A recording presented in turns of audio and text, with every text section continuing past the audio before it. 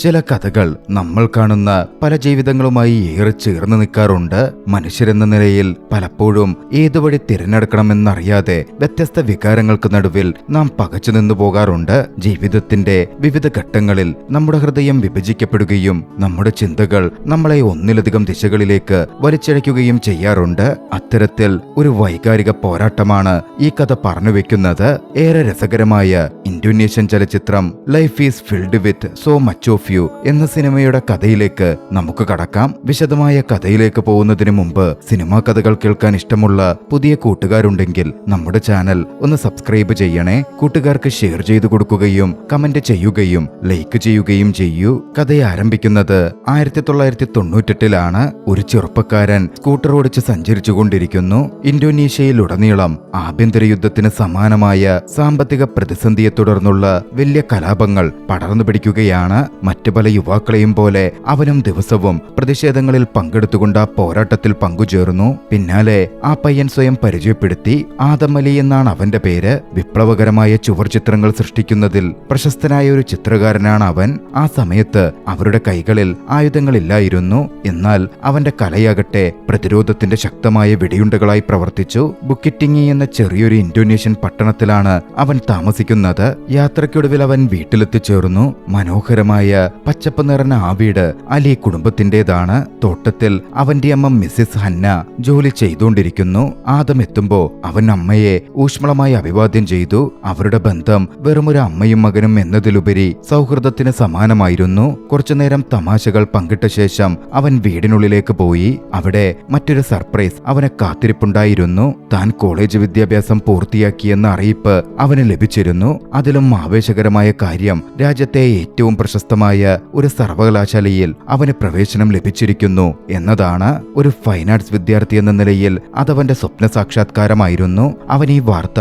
തന്റെ പിതാവുമായി പങ്കുവെച്ചു. അദ്ദേഹം അതിയായി സന്തോഷിച്ചു. നഗരത്തിലെ സാഹചര്യത്തെക്കുറിച്ച് പിതാവ് ചോദിച്ചപ്പോ ഇന്തോനേഷ്യയിലെ മറ്റിടങ്ങളിലെ പോലെ അവിടെയും കലാപം പടർന്നു പിടിക്കുകയാണെന്ന് ആദം വിശദീകരിച്ചു. എന്നിരുന്നാലും തനിക്കങ്ങോട്ട് പോകണമെന്നും പുതിയ ജീവിതം ആരംഭിക്കണമെന്നും അവൻ നിർബന്ധം പിടിച്ചു. അപ്പോൾ അടുത്തിടെ അരീനയുടെ മാതാപിതാക്കൾ തങ്ങളെ സന്ദർശിച്ചിരുന്നുവെന്നും അവരോട് താൻ ഒരു കാര്യം വാഗ്ദാനം ചെയ്തിട്ടുണ്ടെന്നും പിതാവ് അവനെ ഓർമ്മിപ്പിച്ചു. തന്റെ പുതിയ ജീവിതവുമായി അതിനെന്താ ബന്ധം എന്നായിരുന്നു ആദം ചോദിച്ചത്. പിതാവ് ചിരിച്ചുകൊണ്ട് രണ്ടും തമ്മിൽ ബന്ധമുണ്ട് എന്ന് വിശദീകരിച്ചു. കാരണം അദ്ദേഹം അതിനോടകം തന്നെ അരീനയുമായി ആദത്തിന്റെ വിവാഹം ഉറപ്പിച്ചിരുന്നു. അവൾ മികച്ചൊരു സ്ത്രീയാണെന്നും സുന്ദരിയും ഭക്തയുമാണെന്നും കുട്ടിക്കാലം മുതൽക്കേ തങ്ങൾക്കറിയാവുന്ന ആളാണെന്നും അദ്ദേഹം വിശേഷിപ്പിച്ചു. ആദം ശാന്തനായൊക്കെ കേട്ടിരുന്നു. എന്നിട്ട് അവർ തനിക്ക് അനുയോജ്യമായ ജോഡിയാണെന്ന് അച്ഛനെങ്ങനെ അറിയാമെന്ന് ചോദിച്ചു. വിവാഹം ആരുടെയും നിർബന്ധപ്രകാരമൊന്നുമല്ലെന്നും തിരഞ്ഞെടുക്കാനുള്ള സ്വാതന്ത്ര്യം അവരുടേതാണെന്നും പിതാവ് അവനോടായി പറഞ്ഞു. താമസിയാതെ അരീനയുടെ വീട്ടിലേക്ക് കാര്യങ്ങളെത്തുകയാണ്. അവളെ അവളുടെ സഹോദരി മായ ഒരുക്കുകയായിരുന്നു. അരീന തികച്ചും സന്തോഷവതിയും ആഹ്ലാദഭരിതയുമാണ്. പുറത്തെ ശബ്ദങ്ങൾ കേട്ടു. അലി കുടുംബം അവളെ പെണ്ണ് കാണാനെത്തിയിരിക്കുന്നു. അവളുടെ മാതാപിതാക്കളായ മിസ്റ്റർ റാമോണും മിസസ് സോഫിയയും എല്ലാവരെയും ഊഷ്മളമായി സ്വാഗതം ചെയ്തു. വരൻ കാണാൻ വളരെ സുന്ദരനാണെന്ന് മായ സഹോദരിയുടെ ചെവിയിൽ മന്ത്രിച്ചു. അരീന നാണത്തോടെ പുഞ്ചിരിച്ചു. കുടുംബാംഗങ്ങൾ ഒരുമിച്ച് വിശേഷങ്ങൾ പങ്കുവയ്ക്കാൻ തുടങ്ങി. അരീനയുടെ മാതാപിതാക്കൾ ആദത്തോട് അവന്റെ പഠനത്തെക്കുറിച്ച് ചോദിച്ചു. താനിപ്പോൾ ഫൈൻ ആർട്സ് വിദ്യാർത്ഥിയാണെന്നും ബിരുദദാന ചടങ്ങിനായി തയ്യാറെടുക്കുകയാണെന്നും അവൻ വിശദീകരിച്ചു. തുടർന്ന് അരീനയെ അങ്ങോട്ടേക്ക് വിളിക്കപ്പെട്ടു. അവൾ എല്ലാവരെയും ആദരവോടെ അഭിവാദ്യം ചെയ്തു. ആദത്തിന്റെ കണ്ണുകൾ അവളിൽ തറഞ്ഞു നിന്നു. അവളുടെ അഭിവാദ്യത്തിന് എല്ലാവരും മറുപടി നൽകിയ ശേഷം ആദം പതുക്കെ സ്വന്തം മറുപടിയും കൂട്ടിച്ചേർത്തു. ഇരുവരും പരസ്പരം മുന്നിൽ നാണം കുടുങ്ങി നിൽക്കുകയാണ്. തങ്ങളുടെ മരുമകനാകാൻ തയ്യാറാണോ എന്ന് അരീനയുടെ അമ്മ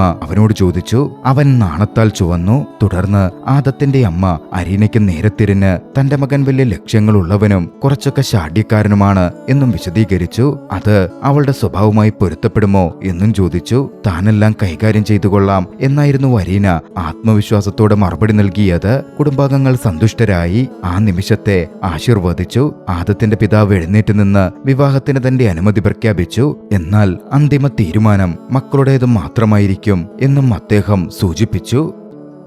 ഈ ഘട്ടത്തിനു ശേഷം ആദം പലപ്പോഴും അരീനയെ സന്ദർശിക്കാനെത്തി. ഇരുവരും ഒന്നിച്ച് കൂടുതൽ സമയം ചിലവഴിച്ചു. അവർ ഒരുമിച്ച് നടക്കാൻ പോയി. ചിരിയും ചെറിയ സംഭാഷണങ്ങളും പങ്കുവെച്ചു. ആദം എപ്പോഴാണ് പുറപ്പെടുന്നത് എന്ന് അരീന ചോദിച്ചു. ഒരാഴ്ചയ്ക്കുള്ളിൽ ഉണ്ടാകുമെന്നായിരുന്നു അവന്റെ മറുപടി. അവർ ആദത്തിന് ഏറ്റവും പ്രിയപ്പെട്ട സ്ഥലങ്ങളിൽ ഒന്നിലേക്ക് നടന്നു. പോകുന്ന വഴിയിൽ അവർ പരസ്പരം തമാശകൾ പറഞ്ഞു. ഒടുവിൽ അവർ കുന്നുകളിലെ മനോഹരമായ ഒരു സ്ഥലത്ത് എത്തിച്ചേരുകയായിരുന്നു. ആ സമയം അവളുടെ ബാഗിൽ എന്താ ഉള്ളത് എന്ന് അവൻ തിരക്കി. ശരിയായ സമയം വരുമ്പോ പറയാം എന്നായിരുന്നു അവൾ മറുപടി പറഞ്ഞത്. അവരുടെ സംഭാഷണം തുടർന്നു. ആ നിമിഷം തികച്ചും മാന്ത്രികമായി അവർക്ക് അനുഭവപ്പെടുന്നുണ്ടായിരുന്നു. ഇരു കുടുംബങ്ങളും ഇതിനകം തന്നെ അവരുടെ വിവാഹ കാര്യങ്ങളിലേക്ക് കടന്നു കഴിഞ്ഞു. ആദം ആ സ്ഥലത്തിന്റെ ഭംഗിയെ പ്രശംസിച്ചു. നഗരം കണ്ടു കഴിഞ്ഞാൽ താൻ ഈ ദൃശ്യങ്ങളൊക്കെ മറന്നുപോകും എന്ന മട്ടിൽ പറഞ്ഞ് അരീന അവനെ പരിഹസിക്കാൻ തുടങ്ങി. നിന്നേക്കാൾ മനോഹരമായ മറ്റൊന്നുമില്ലെന്ന് ആദം പതുക്കെ അവൾക്ക് മറുപടി നൽകി. അരീന അത് കേട്ടതും നാണത്താൽ ചുവന്നു.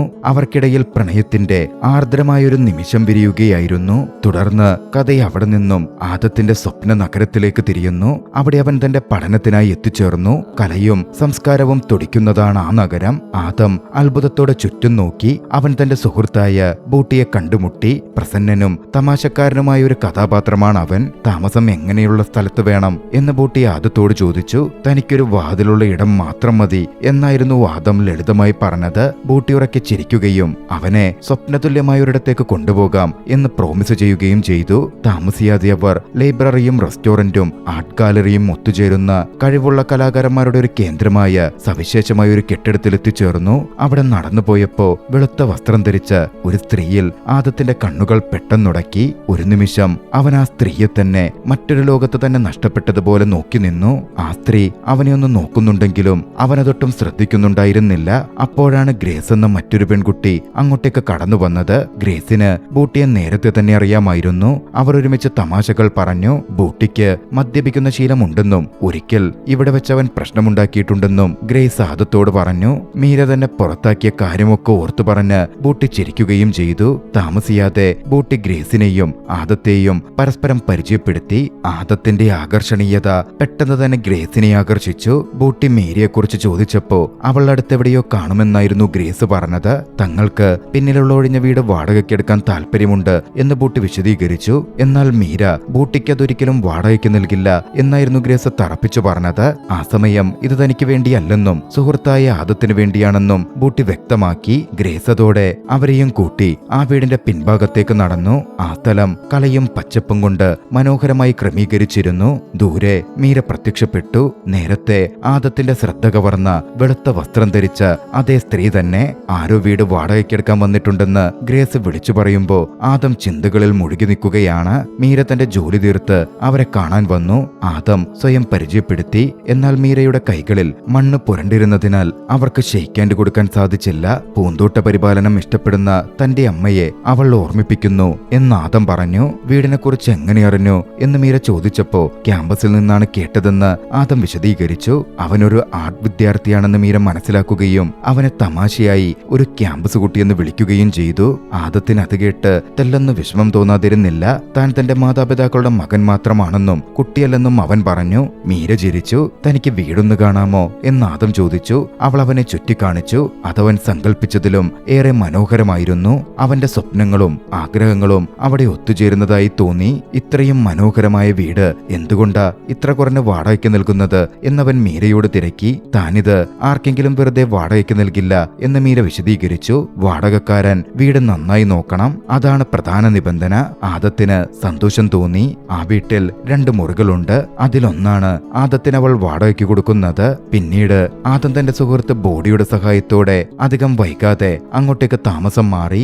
ആദം തന്റെ സാധനങ്ങൾ ഒതുക്കി വെക്കുമ്പോ മീര അവിടെ എത്തിയിരുന്നു. അവരുടെ കണ്ണുകൾ ഇടയ്ക്കിടെ ഉടക്കുന്നുമുണ്ട്. ഒരുപാടിങ്ങനെ നോക്കരുതെന്നും നോക്കിയ കരിഞ്ഞു പോകുമെന്നും ബോഡി തമാശയായി ആദത്തിനൊരു വാണിംഗ് കൊടുത്തു. മീര അങ്ങോട്ട് വന്ന് ബോഡിയോട് പറഞ്ഞു, നീ ഇവിടെ തുടരുകയാണെങ്കിൽ ഞാൻ വാടക ഇരട്ടിയാക്കും. ബോഡി ചിരിയോടെ മറുപടി കൊടുത്തു, ഏയ് ഞാനിവിടെ വല്ലപ്പോഴും സന്ദർശിക്കുകയുള്ളൂ. പെട്ടെന്ന് ആരോ മീരയെ അമ്മയെന്ന് വിളിച്ചു. ആദത്തിന്റെ നോട്ടം അവിടെ തന്നെ തറഞ്ഞുപോയി. മീര തന്റെ മകളായ കിക്കയെ അവർക്ക് പരിചയപ്പെടുത്തി. അതോടെ അവന്റെ സ്വപ്നതുല്യമായ ചിന്തകൾ അപ്രത്യക്ഷമായി.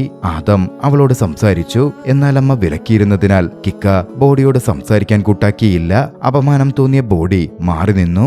മീര മകളോടൊപ്പം അവിടെ നിന്ന് പോയി. ആ സമയം മീര വിവാഹിതയാണോ എന്ന് ആദം പതുക്കെ ബോഡിയോട് ചോദിച്ചു. അവൾ വിവാഹിതയാണെന്ന് ബോഡി സ്ഥിരീകരിച്ചു. എന്നാൽ അവളുടെ വിവാഹമോചന നടപടികൾ പുരോഗമിക്കുകയാണെന്നും താമസിയാതെ അവൾ ഭർത്താവ് സ്മിത്തിൽ നിന്ന് വേർപിരിയുമെന്നും അവൻ കൂട്ടിച്ചേർത്തു. അന്ന് രാത്രി ഫോണുകൾ ലഭ്യമല്ലാത്തതിനാലും കത്തുകൾ മാത്രമാണ് അവരുടെ ആശയവിനിമയ മാർഗമെന്നതിനാലും ആദം അരീനയ്ക്കൊരു കത്തെഴുതാനിരുന്നു. കുറഞ്ഞ വാടകയ്ക്ക് തനിക്ക് ലഭിച്ച മനോഹരമായ വീടിനെക്കുറിച്ചും അതിന്റെ ഉടമ എത്രമാത്രം ദയുള്ളവളാണെന്നും അവൻ ആ കത്തിലെഴുതി. പിന്നീട് ആദം ഒരു ചുവരിൽ പ്രതിഷേധ ചുവർ ചിത്രങ്ങൾ വരയ്ക്കുന്ന യുവകലാകാരന്മാരുടെ സംഘത്തോടൊപ്പം ചേർന്നു. അവർ അവനെ സ്വാഗതം ചെയ്തു. ഒരു ഫൈൻ ആർട്സ് വിദ്യാർത്ഥിയായതിനാൽ ആദം മറ്റുള്ളവരെക്കാൾ നന്നായി വരയ്ക്കുകയും എല്ലാവരെയും ഇംപ്രസ് ചെയ്യിക്കുകയും ചെയ്തു. എന്നാൽ ചിത്രം പൂർത്തിയാകുന്നതിനു മുമ്പ് പോലീസ് അങ്ങോട്ടേക്കെത്തി. എല്ലാവരും അതോടെ ഓടിപ്പോയി. ആദം പിന്നീട് മീരയുടെ റെസ്റ്റോറന്റിലിരുന്ന് ഒരു ചിത്രം വരച്ചു. ഗ്രേസ് അത് ശ്രദ്ധിച്ചു. അടുക്കളയിൽ ചെന്ന് പുതിയ വാടകക്കാരൻ മേശപ്പുറത്ത് ചിത്രം വരയ്ക്കുന്നു എന്ന് മീരയോട് പറഞ്ഞു. മീര പുറത്തേക്ക് വന്നു. ആദത്തിന്റെ കല കണ്ടു. അവനെ ശല്യപ്പെടുത്താതെ നിശബ്ദമായി അത് ആസ്വദിച്ച ശേഷം അവൾ അടുക്കളയിലേക്ക് മടങ്ങി. അത് കണ്ട് ഗ്രേസ് ചോദിച്ചു, എന്താ നിങ്ങൾ അവനെ തടയാതിരുന്നത്? അവന്റെ വർക്ക് മനോഹരമാണ് എന്നായിരുന്നു മീരയുടെ മറുപടി. ആ സമയമാണ് ബൂട്ടി അങ്ങോട്ടേക്ക് വന്നത്. മീരയ്ക്ക് ഇതൊക്കെ കണ്ടാൽ ദേഷ്യം വരും എന്നവൻ ആദത്തിന് മുന്നറിയിപ്പ് നൽകി. അവനെ ശകാരിച്ചു. എന്നാൽ മീര ആ സമയം അങ്ങോട്ടേക്ക് കടന്നു വന്നു. ദേഷ്യപ്പെടുന്നതിനു പകരം ആദത്തിന്റെ കലയെ പ്രശംസിച്ചു. അവന്റെ ആ കല ഒരു കഥ പറയുന്നുണ്ട് എന്ന് പറയുകയും ചെയ്തു. തന്റെ ചിത്രം സൂചിപ്പിക്കുന്നത് മേഘങ്ങളുടെ രാജ്യത്ത് രണ്ടുപേർ കണ്ടുമുട്ടുന്നതിനെ കുറിച്ചാണ് എന്നാദം വിശദീകരിച്ചു. അത് കേട്ടതും മീരയുടെ മുഖത്തൊരു പുഞ്ചിരി വിരിഞ്ഞു. അന്ന് രാത്രി വൈകി തന്നെ ചതിച്ച മുൻഭർത്താവിന്റെ ഓർമ്മകൾ മീര ഓർത്തെടുത്തു. മീര പിന്നീട് അടുക്കളയിൽ ജോലി ചെയ്യാൻ തുടങ്ങി. അവളുടെ ഭർത്താവ് അവളറിയാതെ 15 വർഷം മറ്റൊരു കുടുംബത്തെ ഒളിപ്പിച്ച് താമസിച്ചിരുന്നു. അയാൾ മറ്റൊരു വിവാഹത്തിൽ ഏർപ്പെടുകയും ചെയ്തിരുന്നു. മീര വൈകിയാണ് അതറിഞ്ഞത്. ആ നിമിഷം തനിക്ക് വിശക്കുന്നുണ്ടെന്നും നൂഡിൽസ് മാത്രമേ ഉള്ളൂ എന്നും പറഞ്ഞ് ആദം അങ്ങോട്ട് വന്നു. മീര ഫ്രിഡ്ജിൽ നിന്ന് 2 മുട്ടകളെടുത്ത് അവന് പാകം ചെയ്ത് നൽകി. ആദം അവളോട് നന്ദി അറിയിച്ചു. മീര പിന്നാലെ അവനൊരു താക്കോൽ നൽകി. താൻ പോയ ശേഷം ഇവിടം പൂട്ടിയേക്കാൻ ആവശ്യപ്പെട്ടു. അവളുടെ വിശ്വാസത്തിൽ അത്ഭുതപ്പെട്ട് ആദം അവളോട് ചില ചോദ്യങ്ങൾ ചോദിച്ചു. എന്നാൽ മോഷ്ടിക്കാൻ തക്കവണ്ണമുള്ള ഒന്നും അവിടില്ലെന്നായിരുന്നു മീരയുടെ മറുപടി. അവൾ അവന് ശുഭരാത്രി നേർന്ന് അവിടുന്ന് പോയി. പുറത്തെത്തിയപ്പോ മീരയുടെ കാർ സ്റ്റാർട്ടാകുന്നില്ല. ആദം സഹായം വാഗ്ദാനം ചെയ്തു. അടുത്തുള്ള അമ്മയുടെ വീട്ടിലേക്ക് നടന്നു പോകാം എന്നായിരുന്നു മീര ഒടുവിൽ തീരുമാനിച്ചത്. എങ്കിൽ താനും കൂടെ വരാം എന്ന് ആദം പറഞ്ഞു. മീര ഒന്നും പറഞ്ഞില്ല. അവർ ഒന്നിച്ച് നടക്കാൻ തുടങ്ങി. ഇത്രയും വലിയ വീട്ടിൽ തനിച്ച് താമസിക്കാൻ ഭയമില്ലേ എന്ന് മീര ചോദിച്ചു. താൻ തനിച്ചല്ല എന്നായിരുന്നു ആദത്തിന്റെ മറുപടി. അവൾ നട്ടു വളർത്തിയ ചെടികൾ തനിക്ക് കൂട്ടായുണ്ടെന്നും താൻ പലപ്പോഴും അവയോട് സംസാരിക്കാറുണ്ടെന്നും അവൻ പറഞ്ഞു. മരങ്ങൾ നട്ടത് ഭർത്താവാണോ എന്ന് ആദം ചോദിച്ചപ്പോ മീരയുടെ മുഖം സങ്കടത്താൽ നിറഞ്ഞു. സ്മിത്തിന് മരങ്ങളും ചെടികളുമൊന്നും ഇഷ്ടമല്ലായിരുന്നുവെന്നും പകരം ഒരു പൂൾ വേണമെന്നായിരുന്നു അദ്ദേഹത്തിന്റെ ആഗ്രഹമെന്നും എന്നാൽ തനിക്ക് പച്ചപ്പ് ഇഷ്ടമായിരുന്നുവെന്നും അവൾ വിശദീകരിച്ചു. ആ അർദ്ധരാത്രിയിലെ നടത്തം തികച്ചും സ്വപ്നതുല്യമായി അവൻ അനുഭവപ്പെട്ടു. അവർ മീരയുടെ അമ്മയുടെ വീട്ടിലെത്തി. തന്നോടൊപ്പം നടന്നതിന് മീരാദത്തിന് നന്ദി പറഞ്ഞു. മുട്ടകൾക്കും താക്കോലിനും മാധവും അവളോട് നന്ദി അറിയിച്ചു. എന്നെങ്കിലും അവളുടെ ഈ ദയയ്ക്ക് പകരമായി താൻ എന്തെങ്കിലും ചെയ്യുമെന്നും അവൻ പ്രോമിസ് ചെയ്തു. മീര പിന്നാലെ ആ വീടിനകത്തേക്ക് കയറി. തനിക്ക് അവളെ പണ്ടേ അറിയാവുന്നതുപോലെ തോന്നുന്നുവെന്ന് ആ സമയം ആദം വിളിച്ചു പറഞ്ഞു. മീര ചെറുതായി അവിടെ ഒന്ന് നിന്നുകൊണ്ട് പതുക്കെ മറുപടി നൽകി. ഒരുപക്ഷെ നമ്മൾ മേഘങ്ങളുടെ രാജ്യത്ത് വെച്ച് കണ്ടുമുട്ടിയിട്ടുണ്ടാകാം. അതും പറഞ്ഞ് ചെറുതായി പുഞ്ചിരിച്ച് അവൾ അകത്തേക്ക് പോയി. ആദം ചിന്തകളിൽ മുഴുകി. അവിടെ ശാന്തനായി നിന്നു. പിന്നീട് അവൻ വീട്ടിൽ തിരിച്ചെത്തി. മീരയ്ക്കൊപ്പമുള്ള തന്റെ കഥയുടെ ഭാഗങ്ങൾ ചുവരുകളിൽ വരയ്ക്കാൻ തുടങ്ങി. പിറ്റേന്ന് രാവിലെ അവൻ തന്റെ സർവകലാശാലയിലെ ക്ലാസ്സിൽ പങ്കെടുത്തു. അവിടെ പ്രൊഫസർ വിദ്യാർത്ഥികളോട് ഹൃദയം കൊണ്ട് വരയ്ക്കാൻ നിർദ്ദേശിക്കുകയായിരുന്നു. ഒരു കലാകാരന്റെ ഏറ്റവും വലിയ ആയുധം മനസ്സിന്റെ കണ്ണാണ് എന്ന് അദ്ദേഹം അവനെ ഓർമ്മിപ്പിച്ചു. പക്ഷേ തന്റെ ഹൃദയം നിറയെ ആശയക്കുഴപ്പങ്ങളാണെന്നും ശ്രദ്ധ കേന്ദ്രീകരിക്കാൻ ശ്രമിക്കുമ്പോഴെല്ലാം തനിക്കതിന് സാധിക്കുന്നില്ലെന്നും ആദം അദ്ദേഹത്തോട് പറഞ്ഞു. കലാകാരന്മാരുടെ ഹൃദയങ്ങൾ എപ്പോഴും കലുഷിതമായിരിക്കുമെന്നും അതിൽ അതിശയിക്കാനൊന്നുമില്ലെന്നുമായിരുന്നു പ്രൊഫസർ അവനോട് പറഞ്ഞത്. തുടർന്ന് അവർക്ക് ചിത്രം വരയ്ക്കാൻ അദ്ദേഹം ഒരു വിഷയം നൽകി. ആദം തന്റെ വളരുന്ന ആശയക്കുഴപ്പങ്ങളെക്കുറിച്ച് ചിന്തിച്ചു. പിന്നാലെ ഒരു കളർ ബോക്സ് കയ്യിലെടുത്തു. ആ സമയം അവന്റെ ഓർമ്മയിലേക്ക് അരീന ഓടിയെത്തി. ആദം ആ നഗരത്തിലേക്ക് പോകുന്നതിനു മുമ്പ് അവരൊന്നിച്ച് പുറത്തുപോയല്ലോ. ആ സമയം അവൾ ബാഗിൽ അവനായി കൊണ്ടുവന്നിരുന്നത് ആ നിറങ്ങളായിരുന്നു. അതവൻ ഇഷ്ടപ്പെട്ടേക്കില്ലേ എന്നവൾ ആശങ്കപ്പെട്ടിരുന്നു. ആദം അത് ഓർത്തെടുത്തു. അത് മനോഹരമാണ് എന്നാദം പറഞ്ഞതും അവൾ സൂചിപ്പിച്ചു, നഗരത്തിലിരുന്ന് നിങ്ങൾ ചിത്രം വരയ്ക്കില്ലേ, അപ്പോ എന്നെ ഓർക്കാൻ വേണ്ടിയിട്ടാണിത്. താൻ അവളെ ഒരിക്കലും മറക്കില്ല എന്നാദം അവൾക്ക് ഉറപ്പ് നൽകി. ആ ഓർമ്മയോടെ ആദം ചിത്രങ്ങൾ വരയ്ക്കാൻ തുടങ്ങി. ആദത്തിന്റെ ജീവിതം മുന്നോട്ട് പോയിക്കൊണ്ടിരുന്നു. ഇതിനിടയിൽ അരീനയുടെ കത്തുകളും അവനെ തേടി എത്തുന്നുണ്ടായിരുന്നു. അവരുടെ അവസാന കൂടിക്കാഴ്ചയുടെ ദിവസം ആദം അവളുടെ ഒരു ചിത്രം വരച്ചു. അതിനരികിൽ ഒരു കവിത എഴുതി. അവൾക്ക് ചിത്രം ഇഷ്ടപ്പെട്ടെങ്കിലും കവിതയുടെ ആദ്യ 2 വരികൾ ഇഷ്ടപ്പെട്ടിരുന്നില്ല. അതിനാൽ ആദം തന്നെ അവ വെട്ടിക്കളഞ്ഞു. അവളെ നോക്കിക്കൊണ്ട് ഇത് തൽക്കാലത്തേക്കുള്ള അവരുടെ അവസാന കൂടിക്കാഴ്ചയാണ് എന്നവൻ പറഞ്ഞു. അങ്ങനെ പറയരുതെന്നായിരുന്നു അരീന ആ സമയം അവനോട് അപേക്ഷിച്ചത്. കഥ വീണ്ടും പ്രസന്റിലേക്ക് വരുന്നു. ആദമെന്ന് തന്റെ വീടിന് നേരെ നടക്കുമ്പോ മീര അവിടെ മറ്റൊരു പുരുഷനോട് സംസാരിക്കുന്നത് അവൻ കണ്ടു. അവൾ ആദത്തെ അങ്ങോട്ട് വിളിച്ച് പ്രദർശന സംഘാടകനായ ജോർദാനെ പരിചയപ്പെടുത്തി. മീര ആദത്തിന്റെ കഴിവിനെ പ്രശംസിക്കുകയും മേശപ്പുറത്തുള്ള അവന്റെ കലാസൃഷ്ടി ചൂണ്ടിക്കാണിക്കുകയും ചെയ്തു. ജോർദാൻ അത് ആസ്വദിക്കുന്നുണ്ടെങ്കിലും സംഘാടകർ ഇപ്പോൾ ആഴത്തിലുള്ള കഥകളുള്ള ചിത്രങ്ങളാണ് തിരയുന്നത് എന്ന് വ്യക്തമാക്കി. ആദം അതിനോടൊന്നും വലിയ താല്പര്യം കാണിച്ചില്ല. ജോർദാൻ അവിടെ നിന്ന് വണ്ടി ഓടിച്ചു പോകുമ്പോ മീര അവനോട് യാത്ര പറഞ്ഞു. പിന്നാലെ ആദത്തിന് നേരെ തിരിഞ്ഞ് ഒരു ദിവസം ഏതെങ്കിലും ഒരു സംഘാടകൻ അവനെ കണ്ടെത്തുമെന്നും അവന്റെ പ്രദർശനം സംഘടിപ്പിക്കുമെന്നും അത് കാണാൻ താൻ ആഗ്രഹിക്കുന്നുവെന്നും അവൾ വ്യക്തമാക്കി. മറ്റുള്ളവർ തന്നെ തിരഞ്ഞെടുക്കാൻ താൻ ആഗ്രഹിക്കുന്നില്ലെന്നും എനിക്ക് വേണ്ട സംഘാടകനെ സ്വയം തിരഞ്ഞെടുക്കാനാണ് താൻ ആഗ്രഹിക്കുന്നത് എന്നുമായിരുന്നു ആദത്തിന്റെ മറുപടി. മീര പുഞ്ചിരിച്ചുകൊണ്ട് അവനെ ആത്മവിശ്വാസമുള്ളവനെന്ന് വിളിച്ചു. പിന്നീട് ആദം താൻ സ്വയം പാകം ചെയ്ത ഫ്രൈഡ് റൈസ് ഒരു പ്ലേറ്റിലാക്കി തോട്ടത്തിൽ പണിയെടുക്കുകയായിരുന്ന മീരയ്ക്കടുത്തേക്ക് വന്നു. അതിന്റെ രുചി എങ്ങനെയുണ്ടെന്ന് അവൾ ചോദിച്ചു. അതല്പം മധുരമുള്ളതാണ് എന്നായിരുന്നു അവന്റെ മറുപടി. പിന്നീട് ആദം അവൾക്ക് ടേസ്റ്റ് ചെയ്യാൻ ഒരു സ്പൂൺ ഫ്രൈഡ് റൈസ് നൽകി. മീര ചിരിയോടെ അത് കഴിച്ചു. എന്നിട്ട് നീ പറഞ്ഞത് തെറ്റാണ്, ഈ റൈസിന് മധുരമില്ലല്ലോ എന്നവൾ കൂട്ടിച്ചേർത്തു. തങ്ങളുടെ കഥയിൽ മധുരം ഇതിനകം അപ്രത്യക്ഷമായി കഴിഞ്ഞു എന്നായിരുന്നു ആദത്തിന്റെ മറുപടി. മീര അത് കേട്ടൽപ്പനേരം ചിന്തകളിൽ മുഴുകി നിന്നു. പിന്നീട് ചെറുതായി പുഞ്ചിരിച്ചു. ഇതേസമയം മറുവശത്ത് ആദത്തെക്കുറിച്ചുള്ള ചിന്തകൾ കൊണ്ട് മാത്രം നിറഞ്ഞ അരീന എന്ന ആ പെൺകുട്ടിയെ നാം കാണുന്നു. പെട്ടെന്നാരോ അവളുടെ പേര് വിളിച്ച് ആ വീട്ടിലേക്കെത്തി. അവൾ അമ്മയോടൊപ്പം പുറത്തേക്കോടി ചെന്നു. ഒരു സ്ത്രീ ഒരു കത്തുമായി വന്നു നിൽക്കുന്നുണ്ടായിരുന്നു. ആ കത്ത് ആദത്തിൽ നിന്നുള്ളതാണ്. ആ സ്ത്രീ അത് അരീനയ്ക്ക് നൽകി. അവൾക്ക് അതിയായ സന്തോഷം തോന്നി. അവൾ അതും വാങ്ങി അകത്തേക്കോടി.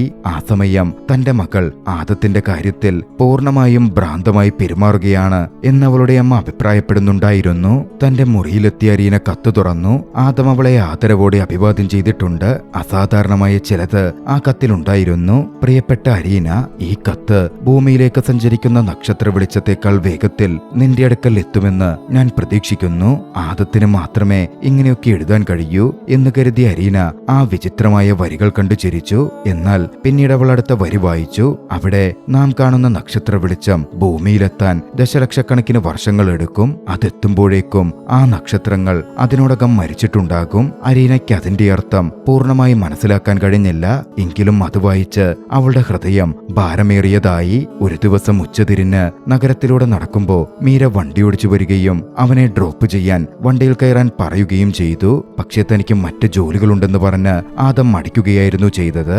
എന്നാൽ അവൻ എവിടെ പോകണമെങ്കിലും താൻ ഡ്രോപ്പ് ചെയ്യാം എന്ന് മീര നിർബന്ധിച്ചു. ഒടുവിൽ അവൻ കാറിൽ കയറി. അവർ ഒരുമിച്ച് ആദം തന്റെ പൂർത്തിയാകാത്ത കല ഉപേക്ഷിച്ച് ആ ചുവരിനരികിലെത്തി. എന്തുകൊണ്ട് അത് പൂർത്തിയാക്കാത്തതെന്ന് മീര ചോദിച്ചു. തനിക്ക് പോലീസിനെയും നാട്ടുകാരെയും ഭയമാണെന്നും അന്ന് പോലീസ് വന്നതുകൊണ്ടാ താൻ ഇവിടെ ഓടിയത് എന്നും ആദം വിശദീകരിച്ചു. ആവശ്യമെങ്കിൽ വേഗത്തിൽ രക്ഷപ്പെടാൻ ഇപ്പോൾ കാറുണ്ടല്ലോ എന്നോർമ്മിപ്പിച്ച മീര ആ ചിത്രം പൂർത്തീകരിക്കാൻ അവനെ നിർബന്ധിച്ചു. അതോടെ മീരയിൽ നിന്ന് പ്രചോദനം ഉൾക്കൊണ്ട് ചിത്രം പൂർത്തിയാക്കാൻ ആദമിറങ്ങി. വൈകാതെ അവനെ സഹായിക്കാൻ കുറച്ച് കലാകാരന്മാരും എത്തി. ജീവിതത്തിൽ തന്റെ താളം തിരികെ പിടിക്കുന്ന പോലെ മീരയ്ക്കപ്പോൾ തോന്നുന്നുണ്ടായിരുന്നു. ഒരു ഘട്ടത്തിൽ ബ്രഷ് എങ്ങനെ ഉപയോഗിക്കണമെന്ന് കാണിച്ചു കൊടുക്കാൻ ആദം പതുക്കെ മീരയുടെ കൈകളിൽ പിടിച്ചു. അവൾ പുഞ്ചിരിച്ചു. രാത്രിയാകും വരെ അവർ അവിടെ ആ വര തുടർന്നു. ഒടുവിൽ ചുവർ ചിത്രം പൂർത്തിയായി. ആ സമയം പുറകിൽ നിന്ന് ബഹളങ്ങൾ ഉയർന്നു കേട്ടു. നാട്ടുകാർ പ്രശ്നമുണ്ടാക്കി അങ്ങോട്ടേക്ക് എത്തുകയാണ്. മീര പെട്ടെന്ന് കാർ സ്റ്റാർട്ട് ചെയ്യുകയും വേഗത്തിൽ അവർ അവിടെ നിന്ന് മുന്നോട്ട് പായുകയും ചെയ്തു. യാത്രയിൽ അവർ പൊട്ടിച്ചിരിക്കുന്നുണ്ടായിരുന്നു.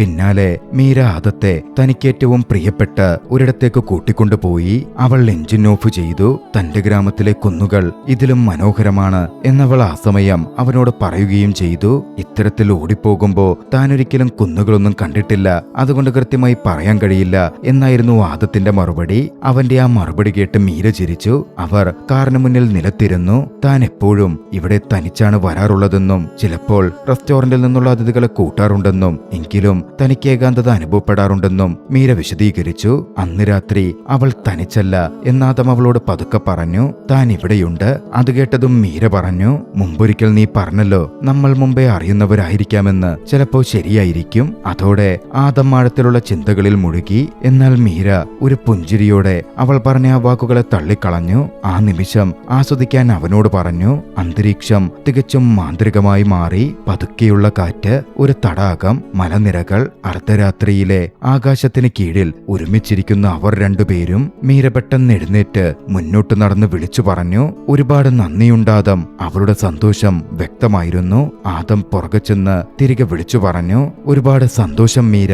കുന്നുകളിൽ നിന്ന് വരുന്ന തങ്ങളുടെ പ്രതിധ്വനികൾ അവർ കേട്ടു. കുറച്ചു നേരം അവർ ദൂരെയുള്ള മലനിരകളിലേക്ക് നോക്കി നിശബ്ദരായി നിന്നു. ആദം പതുക്കെ തന്റെ കൈകൾ മീരയ്ക്ക് നേരെ നീട്ടി. അവളുടെ കയ്യിൽ തൊടാൻ രഹസ്യമായി ശ്രമിച്ചു. പക്ഷേ മീര പെട്ടെന്ന് കൈ പിൻവലിച്ചു. സൂര്യോദയത്തിന്റെ നേരിയ വെളിച്ചം അങ്ങോട്ടേക്ക് കടന്നെത്തുന്നുണ്ടായിരുന്നു. അവർ അവിടെ കുറച്ചു നേരം കൂടി തുടർന്നു. അടുത്ത ദിവസം മീരയുടെ ആർട്ട് ഗാലറിയിൽ ഒരു പ്രദർശനം നടക്കുകയാണ്. നിന്റെ ചിത്രങ്ങളൊന്നും എന്തുകൊണ്ടാ ഉൾപ്പെടുത്താത്തത് എന്ന് ബൂട്ടി ആ സമയം ആദത്തോട് ചോദിച്ചു. താൻ ഇതുവരെ പൂർണ്ണമായി തയ്യാറായിട്ടില്ല എന്നായിരുന്നു ആദത്തിന്റെ മറുപടി. പെട്ടെന്ന് ഇന്തോനേഷ്യയിലെ ഏറ്റവും പ്രശസ്തനായ ആർട്ട് ഓർഗനൈസർ മിസ്റ്റർ ജിം അങ്ങോട്ടേക്കെത്തിയത് ആദം ശ്രദ്ധിച്ചു. യഥാർത്ഥ കഴിവുകൾ തേടി ജിം വല്ലപ്പോഴും ചെറിയ ഗാലറികൾ സന്ദർശിക്കാറുണ്ടായിരുന്നു. ബൂട്ടി അക്കാര്യം സ്ഥിരീകരിക്കുകയും ചെയ്തു. അന്ന് രാത്രി വൈകി മിസ്റ്റർ ജിം പലപ്പോഴും തന്റെ ഗാലറിയിൽ വരാറുണ്ടെന്ന് മീര ആദത്തോട് പറഞ്ഞു. എന്നാൽ തന്നോട് സാധാരണ രീതിയിൽ മാത്രമേ സംസാരിക്കാറുള്ളൂ. ജിമ്മിന് തന്റെ മുൻ ഭർത്താവ് സ്മിത്തുമായിട്ടാണ് കൂടുതൽ ബന്ധമെന്നും അവൾ കൂട്ടിച്ചേർത്തു. കൂട്ടത്തിൽ ആദത്തിന് വേണ്ടി അദ്ദേഹത്തിന്റെ സഹായം താൻ വേണമെങ്കിൽ അഭ്യർത്ഥിക്കാം എന്ന് വാഗ്ദാനവും ചെയ്തു. പക്ഷെ ആദം അത് നിരസിച്ചു. ശരിയായ സമയം വരുമ്പോ ജിം തന്നെ കണ്ടെത്തിക്കൊള്ളും എന്നായിരുന്നു അവൻ പറഞ്ഞത്. മീര പുഞ്ചിരിച്ചുകൊണ്ട് അവനെ അമിത ആത്മവിശ്വാസമുള്ളവനെന്ന് വിളിച്ചു. എന്നാൽ അവന്റെ ദൃഢനിശ്ചയത്തെ അവൾ പ്രശംസിക്കുകയും ചെയ്തു. പിന്നാലെ റെസ്റ്റോറന്റിന്റെ മേശമേൽ വരച്ച ചിത്രം പൂർത്തിയാക്കാൻ മീര ആദത്തോട് പറഞ്ഞു. ആദം അത് ചെയ്തു. ജിമ്മ് വരുമ്പോ അയാൾക്കിത് കാണിച്ചു കൊടുക്കാം എന്നായിരുന്നു മീര പറഞ്ഞത്. പക്ഷേ അത് അയാളെ കാണിക്കാനൊന്നുമല്ലെന്നും മീരയ്ക്ക് വേണ്ടിയാണ് താൻ വരച്ചതെന്നും ആദം പറഞ്ഞു. ആ വാക്കുകൾ മീരയെ വല്ലാതെ സ്പർശിച്ചു. നിനക്ക് നിന്റെ ഇൻസ്പിറേഷൻ ലഭിച്ചു എന്ന് അവൾ തിരക്കി. ലഭിച്ചതായി വിശ്വസിക്കുന്നുവെന്നും എന്നാൽ തന്റെ ഇൻസ്പിറേഷൻ അക്കാര്യം തിരിച്ചറിയുന്നില്ലെന്നും ആദം പറഞ്ഞു. അതോടെ അവരൊരു നിശബ്ദ നിമിഷം പങ്കിട്ടു. പെട്ടെന്നാണ് വാതിലിൽ ഒരു മുട്ട് കേട്ടത്. മീര വാതിൽ തുറന്നപ്പോ പ്രദർശക സംഘാടകനായ ജോർദാനായിരുന്നു അത്. അവൻ അവളെ ഉറക്കി അഭിവാദ്യം ചെയ്തു. അത് ആദത്തിന് ഇഷ്ടപ്പെട്ടില്ല. ആദം അവിടെ നിന്ന് മാറിപ്പോകാൻ നോക്കി. പക്ഷേ മീരയും ജോർദാനും അവനോട് നിൽക്കാൻ ആവശ്യപ്പെട്ടു. താൻ തിരക്കിലാണെന്ന് പറഞ്ഞ് ആദം വിസമ്മതിച്ചു. ജോർദാൻ അവനെ തമാശയായി ഒരു കുട്ടിയെന്ന് വിളിച്ചു. ആദത്തിനത് വിഷമമുണ്ടാക്കി. അവനതിന് കടുത്ത ഭാഷയിൽ മറുപടി നൽകി. തുടർന്ന് ജോർദാൻ മദ്യപിക്കാൻ ഒരു ക്ലബിലേക്ക് പോകാമെന്ന് നിർദ്ദേശിച്ചു. എന്നാൽ ഒരു നിബന്ധനയോടെ മീര ജോർദാന്റെ ആ ക്ഷണം സ്വീകരിച്ചു. അവൾ ഒരു ഗ്ലാസ് മാത്രമേ കുടിക്കൂ. അത് കേട്ടതും ആദത്തിന് വല്ലാതെ അസ്വസ്ഥത തോന്നി. പിന്നാലെ മീര ജോർദാനൊപ്പം പോവുകയും ചെയ്തു. ആദം വിഷമത്തോടെ തന്റെ മുറിയിലേക്ക് മടങ്ങി. അവന്റെ ഹൃദയം മീരയ്ക്കും അരീനയ്ക്കും ഇടയിൽ വിഭജിക്കപ്പെട്ടിരിക്കുകയാണ്. ഒന്നിലുറപ്പിക്കാൻ അവന് സാധിക്കുന്നില്ല. അവൻ അരീനയ്ക്കൊരു കത്തെഴുതാൻ ശ്രമിച്ചു. എന്നാൽ കഴിയുന്നുണ്ടായിരുന്നില്ല. പിന്നാലെ മീര തന്നെ നോക്കി നിൽക്കുന്നത് പോലെയുള്ള അവളുടെ ഒരു വലിയ ചിത്രം അവൻ അവിടെ വരച്ചു. പിറ്റേന്ന് രാവിലെ മേശപ്പുറത്ത് വരച്ച ആദത്തിന്റെ പൂർത്തിയായ ചിത്രം മീര നോക്കിക്കണ്ടു. അത് വളരെ മനോഹരമായിരുന്നു. അത് കണ്ടവൾ ആഴത്തിൽ ചിന്തിച്ചു. പിന്നീട് ആ ചിന്തകളെ മായ്ച്ചു കളഞ്ഞു. ഇതിനിടയിൽ ഗ്രേസ് പുറത്തിരുന്ന് നൂഡിൽസ് കഴിക്കുന്നത് ആദം ശ്രദ്ധിച്ചു. റെസ്റ്റോറന്റിൽ തിരക്കിലായതുകൊണ്ടായിരുന്നു പ്രഭാത ഭക്ഷണത്തിനായി അങ്ങോട്ട് വന്നതെന്ന് അവൾ അവനോട് വിശദീകരിച്ചു. ഇന്നലെ രാത്രി എവിടെയായിരുന്നു എന്ന് ആദം അവളോട് തിരക്കി. മീര തന്നെ വിളിച്ചിരുന്നുവെന്നും അവർ ഒരുമിച്ച് വീട്ടിലേക്ക് പോയെന്നും ഗ്രേസ് വ്യക്തമാക്കി. മീര ഒരു ഗ്ലാസ് മാത്രമേ കുടിച്ചുള്ളൂ എന്നും നേരത്തെ ഇറങ്ങിയെന്നും ഗ്രേസ് കൂട്ടിച്ചേർത്തു. അത് കേട്ടതും ആദത്തിന് സന്തോഷമായി. തന്നോട് പറഞ്ഞ വാക്ക് മീര പാലിച്ചിരിക്കുന്നു. മീര എവിടെയെന്ന് അവൻ ചോദിച്ചു. വിവാഹമോചന കേസിന്റെ വിചാരണയ്ക്കായി അവളിപ്പോ കോടതിയിൽ പോയിരിക്കുകയാണ് എന്നായിരുന്നു ഗ്രേസ് മറുപടി നൽകിയത്. കുറച്ചു കഴിഞ്ഞ് കോടതിയിൽ നിന്ന് മീര പുറത്തേക്ക് വരികയായിരുന്നു. അവളുടെ വിവാഹ വിവാഹമോചനം പൂർത്തിയായി. തന്റെ ജീവിതത്തിൽ നടന്നതോർത്ത് അവൾ വല്ലാതെ വിഷമിച്ചു. ആ സമയം അങ്ങോട്ടേക്ക് ആദം എത്തിച്ചേർന്നിരുന്നു. മീര ആദത്തെ കണ്ടു. അവർ ഒന്നിച്ച് അവിടുള്ള ഒരു നദീതീരത്തേക്ക് പോയി. അവിടെ വെച്ച് മീര തന്റെ വേദനാജനകമായ കഥ പങ്കുവെച്ചു. ആദം അവളുടെ ഒരു ചിത്രം വരയ്ക്കുകയും അതവൾക്ക് കാണിച്ചു കൊടുക്കുകയും ചെയ്തു. പിന്നീട് അവൻ തന്റെ മുറി മീരയുടെ ചിത്രങ്ങൾ കൊണ്ട് അലങ്കരിച്ചു. അവളെ അവൻ തന്റെ ആർട്ടിന്റെ ഇൻസ്പിറേഷനാക്കി മാറ്റി. കഥ അവിടെ നിന്നും 1998 ഡിസംബർ 31 എത്തുന്നു. നഗരം പുതുവത്സരാഘോഷങ്ങൾക്കായി ഒരുങ്ങുകയാണ്.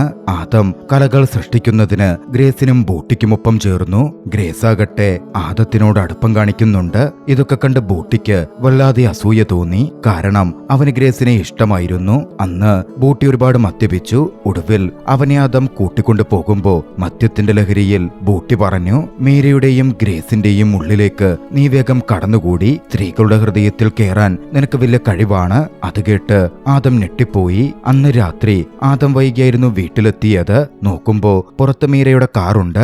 അവൻ ഗ്യാലറിയിലേക്ക് ചെന്നു. ആ സമയം അവിടെ അകത്തിരുന്ന് മീര കണ്ണീർ തുടയ്ക്കുകയായിരുന്നു. അവളുമായി സംസാരിച്ചപ്പോ തന്റെ മകൾ സ്മിത്തിനൊപ്പം അമ്മയുടെ വീട്ടിൽ പുതുവത്സരം ആഘോഷിക്കുകയാണെന്നും തനിക്ക് വല്ലാത്ത ഏകാന്തത അനുഭവപ്പെട്ടെന്നും അതുകൊണ്ടാണ് താൻ ഇവിടെ വന്നിരുന്നതെന്നും പറഞ്ഞു.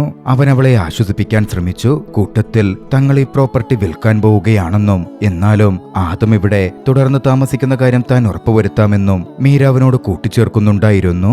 ആദത്തിന്റെ ചിത്ര പ്രദർശനം ഇതേ ഗ്യാലറിയിൽ നടക്കുമെന്നും അത് താൻ ആഗ്രഹിക്കുന്നുണ്ടെന്നും അവൾ വ്യക്തമാക്കി. അത് കേട്ടതും ആദം ചോദിച്ചു, എന്റെ സ്വപ്നങ്ങളെക്കുറിച്ച് എന്തിനാ നിങ്ങൾ ഇത്ര ആകുലപ്പെടുന്നത്? തനിക്കതിൽ താല്പര്യമുണ്ടെന്നായിരുന്നു മീരയുടെ മറുപടി. അവളുടെ സ്വപ്നങ്ങൾ അറിയാൻ താൻ ആഗ്രഹിക്കുന്നുവെന്ന് ആദവും പറഞ്ഞു. മീര അത് കേട്ട് പതുക്കെ കരഞ്ഞു.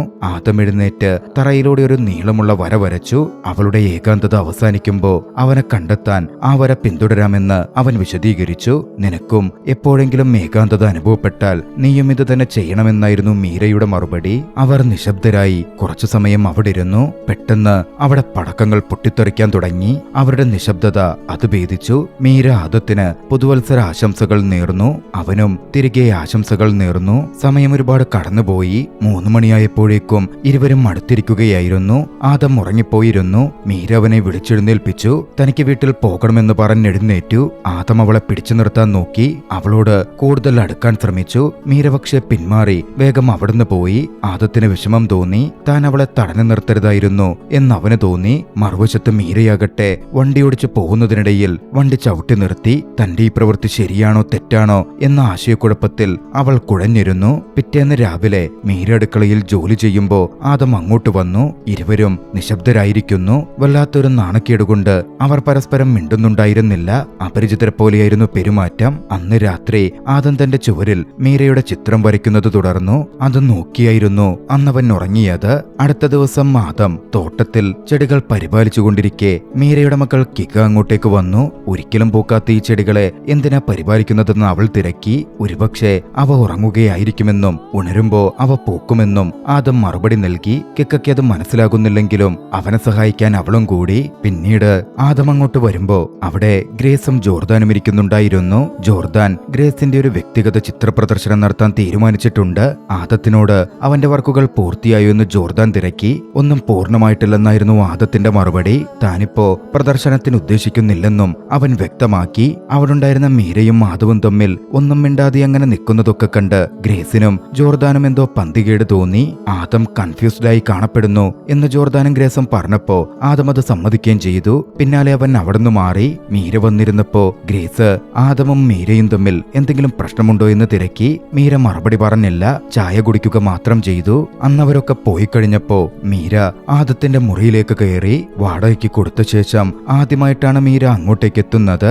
ഓരോ ചുവരിലും അവളുടെ ചിത്രങ്ങൾ, അവരുടെ കൂടിക്കാഴ്ചകളുടെ നിമിഷങ്ങൾ, ഓർമ്മകൾ, പറയപ്പെടാത്ത വികാരങ്ങൾ എന്നിവ ആദത്തിന്റെ കലയാൽ പകർത്തിവെച്ചിരിക്കുന്നു. അത് കണ്ടവൾ സ്തബ്ധയായി. ഒടുവിൽ അവൾ അവന്റെ കിടപ്പുമുറിയിൽ പ്രവേശിച്ചു. അവന്റെ കട്ടിലിനരികിൽ താൻ കൂടെ കിടക്കുന്ന പോലെ അവൻ വരച്ചു വെച്ച ചിത്രം അവൾ കണ്ടു. അത് കണ്ടതും അവൾ ഞെട്ടിപ്പോയി. അവളുടെ തൊണ്ട വരണ്ടുണങ്ങി, കൈകൾ വിറച്ചു. എന്തു ചെയ്യണമെന്ന് അവൾക്ക് തീരുമാനിക്കാൻ കഴിഞ്ഞില്ല. ആ നിമിഷം ആദം പുറകിൽ നിന്ന് അവളെ വിളിച്ചു. ഈ ചിത്രങ്ങളൊന്നും കാര്യമാക്കണ്ടെന്നും താൻ പോകുമ്പോൾ എല്ലാം മായ്ച്ചു കളഞ്ഞേക്കാം എന്നും അവൻ പറഞ്ഞു. അതിന്റെ ആവശ്യമില്ല എന്നായിരുന്നു മീരയുടെ മറുപടി. പുതിയ ഉടമയോട് താൻ സംസാരിച്ചിട്ടുണ്ടെന്നും ബിരുദം കഴിയുന്നതുവരെ അവനിവിടെ തുടരാമെന്നും അവൾ വിശദീകരിച്ചു. അവൾ പോകാൻ തിരിഞ്ഞപ്പോ ആദം അവളെ വിളിച്ചു. അവരിരുവരും അടുത്തടുത്തായി സംസാരിക്കാൻ നിന്നു. പക്ഷെ രണ്ടാൾക്കുമൊന്നും മിണ്ടാൻ പറ്റുന്നുണ്ടായിരുന്നില്ല. കണ്ട കാഴ്ചകളിൽ അവൾ അസ്വസ്ഥയായിരുന്നു. ആദം തന്നെ എത്രമാത്രം സ്നേഹിക്കുന്നു എന്ന കാര്യം അംഗീകരിക്കാൻ മീര പ്രയാസപ്പെട്ടു. പെട്ടെന്നാണ് അവളുടെ മുൻ ഭർത്താവ് സ്മിത്ത് അങ്ങോട്ടേക്ക് വന്നത്. അവരുടെ സംഭാഷണം പെട്ടെന്നൊരു തർക്കമായി മാറി. ആദം അത് കേട്ട് അങ്ങോട്ടേക്ക് വന്നു. എന്താ പ്രശ്നമെന്ന് ചോദിക്കുകയും ചെയ്തു. മീര പക്ഷെ അവനോട് പോവാൻ ആവശ്യപ്പെട്ടു. എന്നാൽ ആദം എന്തിനാണ് ഇടപെടുന്നത് എന്ന് സ്മിത്ത് ദേഷ്യത്തോട് ചോദിക്കുകയായിരുന്നു ചെയ്തത്. നിയന്ത്രണം നഷ്ടപ്പെട്ട സ്മിത്ത് ആദത്തെ കുട്ടിയെന്ന് വിളിച്ച് അപമാനിച്ചു. ആദത്തിന് ദേഷ്യം വന്നു. മീര ഇരുവരെയും തടയാൻ ശ്രമിച്ചു. ആദവുമായി മീരയ്ക്കെന്തോ ബന്ധമുണ്ടെന്നായിരുന്നു സ്മിത്ത് ആരോപിച്ചത്. അത് ആദത്തെ കൂടുതൽ ദേഷ്യം പിടിപ്പിച്ചു. പിന്നാലെ ഇതൊരു സ്വകാര്യ കാര്യമാണെന്ന് പറഞ്ഞ് മീര ആദത്തിനോട് പോകാൻ നിർബന്ധിച്ചു. വിഷമം തോന്നിയെങ്കിലും ആദം നിശബ്ദനായി. മീര അങ്ങനെ തന്നെ പറഞ്ഞയച്ചതിലും ഒഴിവാക്കിയതിലും അവന് വലിയ വിഷമം അനുഭവപ്പെട്ടു.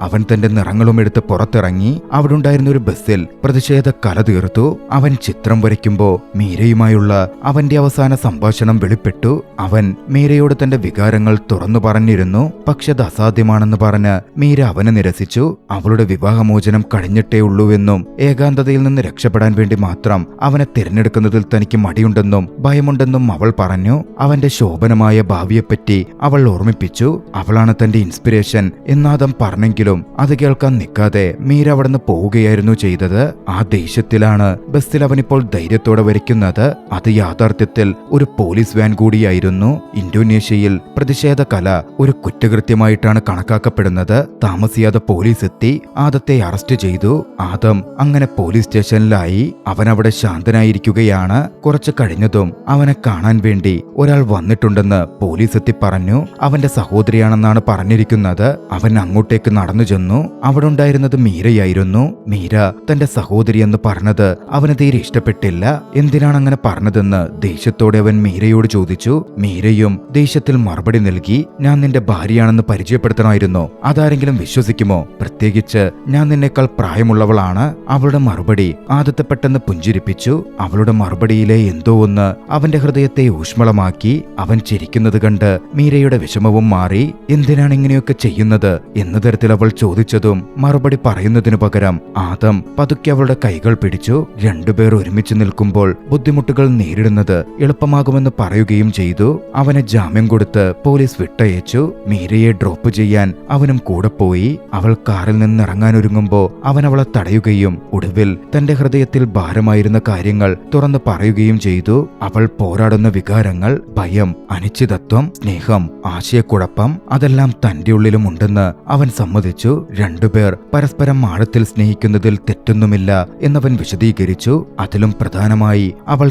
തന്നെ ഒരു തരത്തിലും ചൂഷണം ചെയ്യുന്നില്ല എന്നവൻ അവൾക്ക് മനസ്സിലാക്കി കൊടുക്കാൻ ആഗ്രഹിച്ചു. ആ വാക്കുകളോടെ അവർക്കിടയിലെ അകലം ഒടുവിൽ അപ്രത്യക്ഷമായി. അവരുടെ ബന്ധം തികച്ചും പുതിയൊരു അധ്യായത്തിലേക്ക് പ്രവേശിച്ചു. ഇതിനോടൊപ്പം മറ്റൊന്നുകൂടി സംഭവിക്കുകയായിരുന്നു. ആദത്തിന്റെ കലാസൃഷ്ടിയെപ്പറ്റിയുള്ള വാർത്ത പത്രങ്ങളിൽ വന്നു. പോലീസ് വാഹനത്തിലെ കലാസൃഷ്ടി ശ്രദ്ധിക്കപ്പെട്ടു. രാജ്യത്തിലുടനീളമുള്ള പത്രങ്ങൾ അതിനെപ്പറ്റി വാർത്തകൾ നൽകി. ഒടുവിൽ ഇന്തോനേഷ്യയിലെ ഏറ്റവും സ്വാധീനമുള്ള ആർട്ട് ക്യൂറേറ്റർ മിസ്റ്റർ ജിമ്മിന്റെ ശ്രദ്ധയിലും അതെത്തി. ജിമ്മിന്റെ സഹായികളിൽ ഒരാൾ ആദത്തെ ബന്ധപ്പെട്ടു. ഒരു വ്യക്തിഗത കൂടിക്കാഴ്ചയ്ക്കായി അവന്റെ കൂടുതൽ വർക്കുകൾ കൊണ്ടുവരാൻ അവർ ആവശ്യപ്പെടുകയും ചെയ്തു. ആ അവസരം അവനിൽ വലിയ ആവേശം നിറച്ചു. താമസിയാതെ അവന്റെ ബിരുദദാന ചടങ്ങിന്റെ ദിവസവും വന്നെത്തി. അവന്റെ സർവകലാശാല ജീവിതം ഔദ്യോഗികമായി അവസാനിക്കുകയാണ്. മീരയും കിക്കയും ആ ചടങ്ങിൽ പങ്കെടുത്തു. തന്റെ മകൾ തൊട്ടടുത്ത് നിൽക്കുന്നതിനാൽ മീരയ്ക്ക് ചെറിയ നാണമുണ്ട്. കുട്ടികൾ പലപ്പോഴും മുതിർന്നവർ കരുതുന്നതിൽ കൂടുതൽ കാര്യങ്ങൾ ശ്രദ്ധിക്കാറുണ്ടല്ലോ. കിക്കയ്ക്കും എല്ലാം അറിയാമായിരുന്നു. ഒരുമിച്ച് ഫോട്ടോ എടുക്കാമെന്ന് അവൾ നിർദ്ദേശിച്ചു. അവർ മൂവരും ആദ്യം ഫോട്ടോ എടുത്തു. പിന്നീട് കിക്ക ബുദ്ധിപൂർവ്വം മാറി നിൽക്കുകയും മീരയോടും ആദത്തോടും ഒരുമിച്ച് ഫോട്ടോ എടുക്കാൻ ആവശ്യപ്പെടുകയും ചെയ്തു. നാണം തോന്നിയെങ്കിലും മീരയോടുവിൽ അതിന് സമ്മതിച്ചു. പിന്നീട് ആദം തന്റെ ഔദ്യോഗിക ബിരുദദാന ഫോട്ടോ തനിച്ചുമെടുത്തു. കഥ പിന്നീട് അവന്റെ ജന്മനാട്ടിൽ നാട്ടിലേക്ക് തിരിയുന്നു. ആദത്തിന്റെ പിതാവ് ബിരുദദാന ഫോട്ടോയും സർട്ടിഫിക്കറ്റും അടങ്ങിയ കവർ തുറന്നു. അതിയായ സന്തോഷത്തോടെ അദ്ദേഹം ഈ വാർത്ത പങ്കുവയ്ക്കാൻ ഭാര്യയെ വിളിച്ചു. മാതാപിതാക്കൾ രണ്ടുപേരും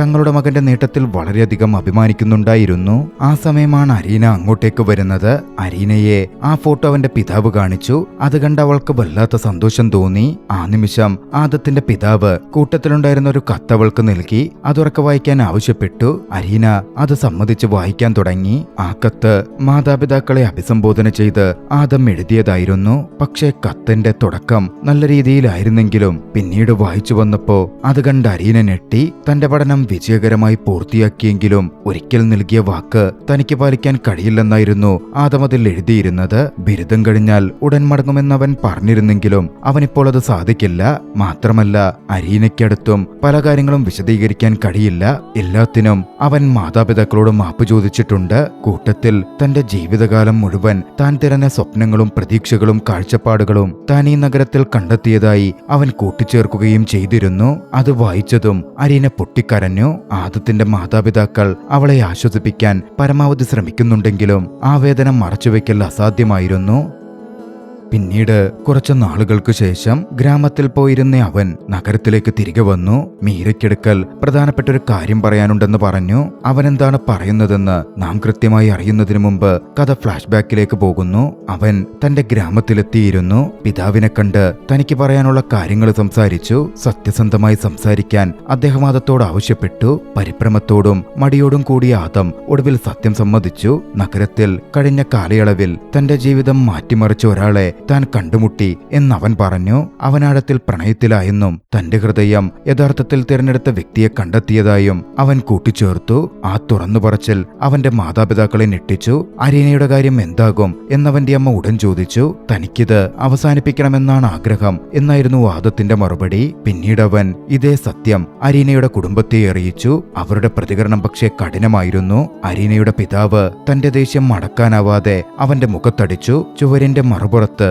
അരീന നിശബ്ദയായിരുന്നു കരയുകയായിരുന്നു. കാലക്രമേണ അവൾ ആദത്തെ ആത്മാർത്ഥമായി പ്രണയിച്ചിരുന്നു. തങ്ങളൊരുമിച്ച് പങ്കിടേണ്ടിയിരുന്ന ഭാവിയെക്കുറിച്ച് അവൾ എണ്ണമറ്റ സ്വപ്നങ്ങൾ നെയ്തുകൂട്ടിയിരുന്നു. ആ സ്വപ്നങ്ങൾ തകർന്നടിയുന്നു. അത് നോക്കി കാണുന്നത് പോലും അവൾക്ക് ഹൃദയഭേദകമായിരുന്നു. കഥ അവിടെ നിന്നും ആദവും മീരയും തമ്മിലുള്ള സംഭാഷണങ്ങളിലേക്ക് മടങ്ങിയെത്തുന്നു. തന്റെ ജീവിതത്തിൽ അതുവരെ നടന്ന കാര്യങ്ങൾ പൂർണ്ണമായും അവൻ അവളോട് വെളിപ്പെടുത്തി. അത്രയും കേട്ടതും മീര തകർന്നു പോയി. അവൻ പറയുന്ന കാര്യങ്ങൾ ഉൾക്കൊള്ളാൻ അവൾ പാടുപെട്ടു. അവളുടെ കൈകൾ വിറച്ചു. അവൾക്ക് അവനോട് പറയാൻ ഒരേ ഒരു കാര്യമേ ഉണ്ടായിരുന്നുള്ളൂ. അത് നിരാശാജനകമായ ഒരു അഭ്യർത്ഥനയായിരുന്നു. അവന്റെ വിവാഹ നിശ്ചയം തകർക്കരുതെന്ന് അവൾ അവനോട് അപേക്ഷിച്ചു. അവളോടുള്ള തന്റെ വികാരങ്ങൾ യഥാർത്ഥമാണ് എന്നാദം വിശദീകരിക്കാൻ ശ്രമിച്ചെങ്കിലും മീര അവനെ പെട്ടെന്ന് തടഞ്ഞു. തന്റെ ജീവിതം വേദനയും നിരാശയും കഠിനമായ അനുഭവങ്ങളും നിറഞ്ഞതാണെന്ന് അവൾ അവനോട് പറഞ്ഞു. താൻ കാരണം മറ്റൊരു നിരപരാധിയായ പെൺകുട്ടി കൂടി കഷ്ടപ്പെടുന്നത് തനിക്ക് ചിന്തിക്കാൻ പോലും കഴിയില്ലെന്നും കൂട്ടിച്ചേർത്തു. മറ്റെന്തിനേക്കാളും താൻ അനുഭവിച്ച അതേ ഹൃദയവേദന അരീന അനുഭവിക്കാൻ അവൾ ആഗ്രഹിക്കുന്നില്ല. ആ യുവതിയുടെ ഭാവി തകർക്കരുത് എന്നവൾ വീണ്ടും അവനോട് അപേക്ഷിച്ചു. പിന്നീട് അവൾ അവനെ ഉപേക്ഷിച്ച് അവിടുന്ന് നടന്നുപോയി. തനിച്ചായ ആദത്തിന് തന്റെ മുന്നിലെ വഴിയടഞ്ഞതുപോലെ തോന്നി. ഏത് ദിശ തിരഞ്ഞെടുക്കണമെന്ന് അവനിപ്പോൾ ഒരു പിടുത്തവുമില്ല. മീരയോടുള്ള അവന്റെ പ്രണയം യഥാർത്ഥവും നിഷേധിക്കാനാവാത്തതുമായിരുന്നു. അരീനയും അവനെ ആത്മാർത്ഥമായാണ് സ്നേഹിക്കുന്നത്. ആ വികാരങ്ങളുടെ ഭാരം അവന്റെ കണ്ണുകളെ നീരണിയിച്ചു. പിന്നീട് അവൻ തന്റെ നാട്ടിലേക്ക് മടങ്ങിയിരുന്നു. ശേഷം നഗരത്തിലേക്ക് തിരികെ മടങ്ങാൻ തുടങ്ങി. സത്യങ്ങളൊക്കെ അറിഞ്ഞിരുന്നതുകൊണ്ട് കുടുംബത്തിനുള്ളിൽ തന്നെ ഒരു വീർപ്പുമുട്ടൽ നിലനിന്നിരുന്നു. ആദം യാത്ര പറഞ്ഞിറങ്ങുമ്പോ പിതാവ് അരികിൽ നിൽക്കുന്നുണ്ടായിരുന്നു. വികാരങ്ങൾ അടക്കി നിർത്താൻ കഴിയാതെ അമ്മ അവനെ തിരികെ വിളിച്ച് കെട്ടിപ്പിടിച്ചു. പിതാവ് ദേഷ്യത്തിലായിരുന്നുവെങ്കിലും എന്തു പറയണമെന്ന് അദ്ദേഹത്തിന് അറിയില്ലായിരുന്നു. ആദം കാറിനടുത്തെത്തി. ആ സമയം നഗരത്തിൽ അവനായി കാത്തിരിക്കുന്ന വ്യക്തിയെ നന്നായി നോക്കാൻ അമ്മ അവനോട് പറഞ്ഞു. അവന്റെ മറുപടിയിൽ ഒരു അനിശ്ചിതത്വം ഉണ്ടായിരുന്നു. അവൾ ഇപ്പോഴും തനിക്കായി കാത്തിരിക്കുന്നുണ്ടാകും എന്ന് മാത്രമാണ് അവൻ പ്രതീക്ഷിക്കുന്നത്. ആദം യാത്ര തിരിച്ചു. അവന്റെ പിതാവ് നോക്കി നിന്നിരുന്നു. കാർ നഗരത്തിലേക്ക് മലയോര പാതകളിലൂടെ സഞ്ചരിക്കുമ്പോ ആദം ചിന്തകളിൽ മുഴുകി. തന്റെ ജീവിതം ഇനി ഏത് വഴിയിലൂടെ പോകണമെന്ന് അവനൊരു ധാരണയുമില്ല. നഗരത്തിലുടനീളം മീരയിൽ നിന്ന് പ്രചോദനം ഉൾക്കൊണ്ട വലിയ ചിത്രങ്ങളും ചുവർ ചിത്രങ്ങളും അവൻ വരച്ചിരുന്നു. അവൻ നഗര നഗരത്തിലെ ഏറ്റവും പ്രശസ്തനായ കലാകാരന്മാരിൽ ഒരാളായി തിരിച്ചറിയപ്പെടുന്നു. അവന്റെ സൃഷ്ടികളുടെ പ്രചോദനം ആരെന്ന് എല്ലാവർക്കും കൃത്യമായിട്ടറിയാം. എല്ലാ കാര്യങ്ങളെക്കുറിച്ചും അവനങ്ങനെ ചിന്തിക്കുമ്പോൾ ആദത്തിന്റെ മുഖത്ത് പുഞ്ചിരി വിരിഞ്ഞു. ഭാവി എന്തായിരിക്കുമെന്നോ താൻ ശരിയായ തീരുമാനങ്ങളാണോ എടുക്കുന്നതെന്നോ അവൻ അറിയുന്നുണ്ടായിരുന്നില്ല. എങ്കിലും ആ അനിശ്ചിതത്വം മനുഷ്യനായിരിക്കുന്നതിന്റെ ഒരു ഭാഗമായിരിക്കാം എന്നവൻ വിശ്വസിച്ചു. മീരയെ സ്നേഹിച്ചത് അവനെ മാറ്റിമറിച്ചു.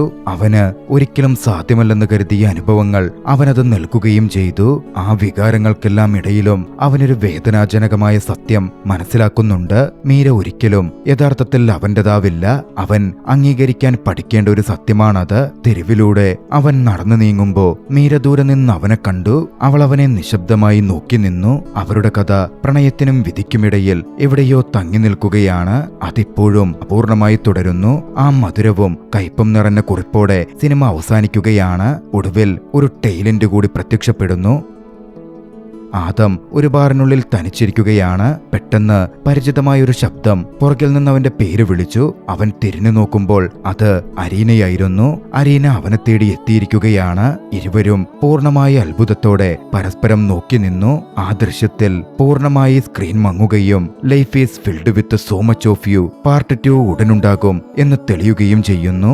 അനവധി ചോദ്യങ്ങൾക്ക് ഉത്തരം നൽകാതെ വൈകാരികമായ ആദത്തിന്റെ യാത്ര തുടർന്നുകൊണ്ടേയിരിക്കുന്നു. വിധി ആരെയാകും കൂട്ടിയോജിപ്പിച്ചിട്ടുണ്ടാവുക?